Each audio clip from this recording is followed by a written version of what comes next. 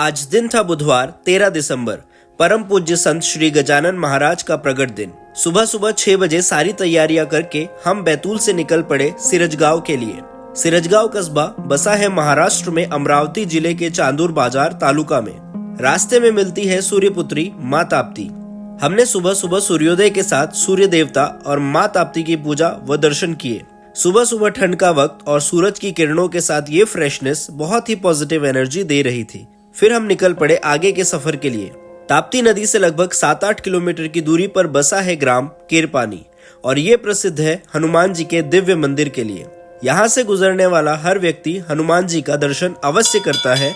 हम भी यहाँ पहुँचे हनुमान जी के प्रातःकालीन दर्शन के लिए। सुबह सुबह पंडित जी मंत्रोच्चार कर रहे थे, आप भी सुनिए।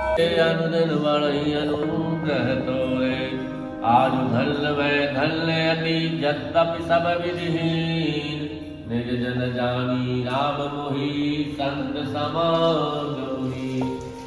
नाथ जथामति राम अनुरागी तुम सब तात न कुबड़ भागी। संत कटक सरिता गिरिधरणी परहित हेतु समन के करनी। यहाँ हनुमान जी की पूजा व दर्शन करके हमने आशीर्वाद लिया और सबके मंगल की कामना करी।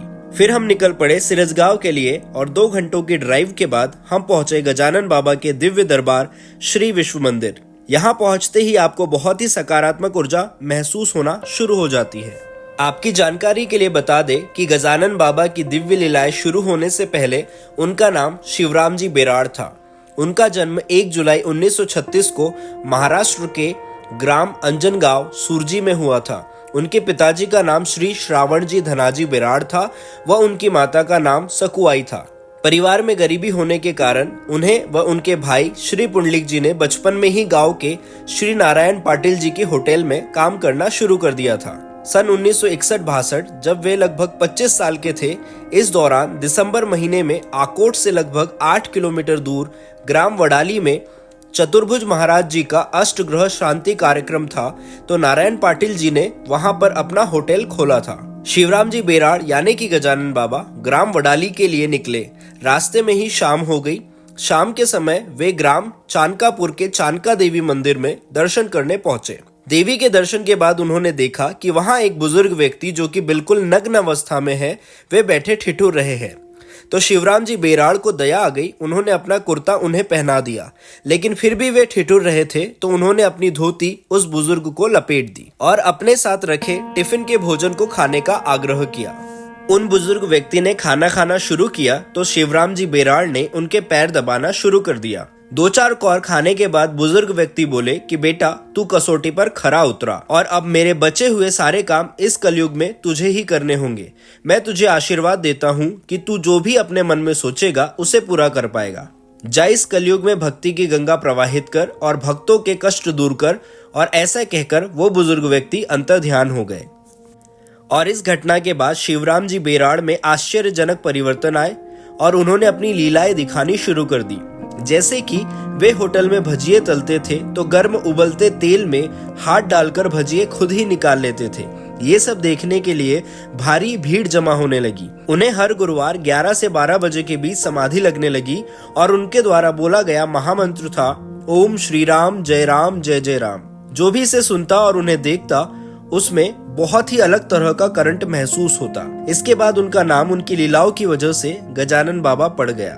उन्होंने भक्तों के साथ अनगिनत लीलाएं करी, जैसे कि मुंह में शिवलिंग के दर्शन करवाना, पेड़ पर भक्तों को पंढरपुर के दर्शन करवाना, साक्षात नर्मदा जी के दर्शन भक्तों को करवाना, रामटेक में मारखंडी गाय को शांत कर देना, पंच तत्व में विलीन हो जाने के बाद भी भक्तों को दर्शन देना। साथ ही ऐसे कई चमत्कार उन्होंने किए। नागपुर के एक भक्त के बच्चे की मृत्यु हो गई थी। गजानन बाबा की दिव्य लीला ये रही कि उस बच्चे को उन्होंने जीवन दान दे दिया। वो बच्चा आज जीवित है। उनका नाम है दत्त बाबा और वो नागपुर में रहते हैं। आप उनसे मुलाकात भी कर सकते हैं। तो ऐसे कई लीलाएं गजानन महाराज की रही है। बाद में गजानन बाबा ने सिरजगांव कस्बे में श्री लक्ष्मी नारायण का मंदिर स्थापित किया, जिसका नाम रखा श्री विश्व मंदिर। बाद में इसी मंदिर में गजानन बाबा ने भी समाधि ले ली। गजानन महाराज की पूरी जीवनी व लीलाएं जानने के लिए आप उनकी पोथी पढ़ सकते हैं। तो मंदिर में पहुंचने के बाद हमें मिली चाय। फिर हमने किए गजानन बाबा व लक्ष्मी नारायण जी के दर्शन और हमें मंदिर में सेवा करने का सौभाग्य प्राप्त हुआ। हम सभी भक्तों ने फूल माला को तैयार किया। उसके बाद हमने प्रसादी के लिए सब्जियां काटी और फिर गजानन बाबा के अभिषेक की तैयारियां शुरू कर दी। सभी भक्तगणों ने ध्वजा का पूजन किया। इस पूजन को गजानन बाबा के ही एक भक्त श्री ज्ञानेश्वर जी ने संपन्न किया और ध्वजा फहराने के बाद शुरू हुआ गजानन बाबा का अभिषेक। गजानना गजानना अवतरले जगताराया,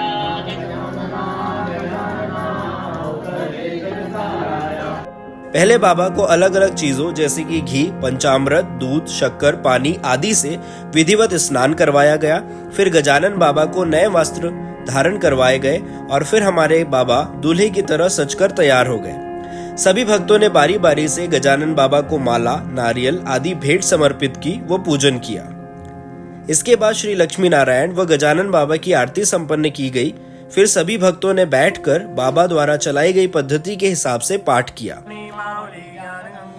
नमो चंद्रभागा नमो कुंडलिका, नमस्कार माझा संतारिका, कैलासराना शिवचंद्रमौळी, पनिंद्र माता भ्रकुटी जळाळी, कारुण्य सिंधू बहुदुःखहारी, तुझे शंभो मजकोन तारी, ज्या ज्या स्थळी बन जाय माझे, त्या त्या स्थळी निज रूप तुझे, नीठे तो मस्त गजा ठिकाणी, नमो सद्गुरु दीत तुझे पाय दोन्ही, उपासनेला दृढ चालवावे, भूले वसंता सदा नमावे, सत्कर्म योगे वै घालवावे, सर्व्यामुखे मंगल बोलवावे, नमन गुरुपदाला भार ठेवून पाही, विमल मन सुदे मागणे अन्य नाही, जगत रूपी तुझी काही सेवा घडू दे, हरि हरि म्हणता देहकारी घडू दे प्रभू हे वडे घडू दे।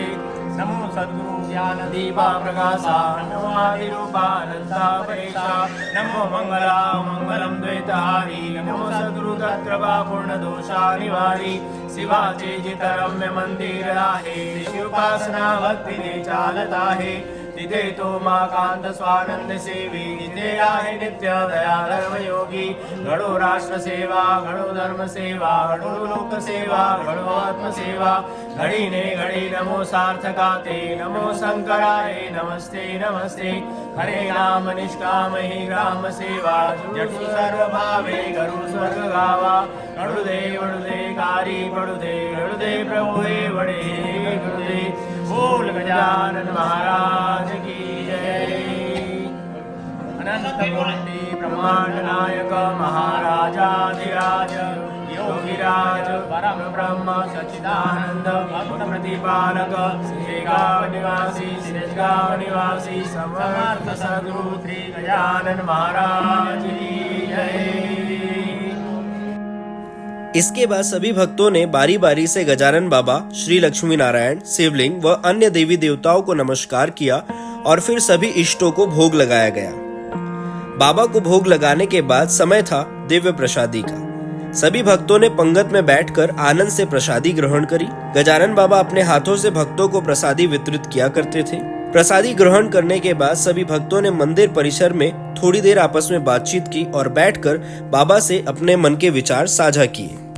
यहाँ बाबा सबकी सुनते हैं और यहाँ इस मंदिर में ना कोई बड़ा ना कोई छोटा, ना कोई अमीर ना कोई गरीब, सब बराबर है।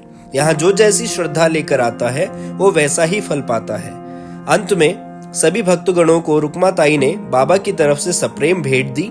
इस मंदिर में कोई छोटा हो या बड़ा, सब एक दूसरे के पैर जरूर छूते हैं और कहते हैं जय गजानन। तो इस तरह से हम सभी भक्तगणों ने गजानन बाबा का प्रकट दिन मनाया और आशीर्वाद प्राप्त किया। आप भी एक बार गजानन बाबा के दिव्य दरबार श्री विश्व मंदिर जरूर पहुंचे। जय गजानन।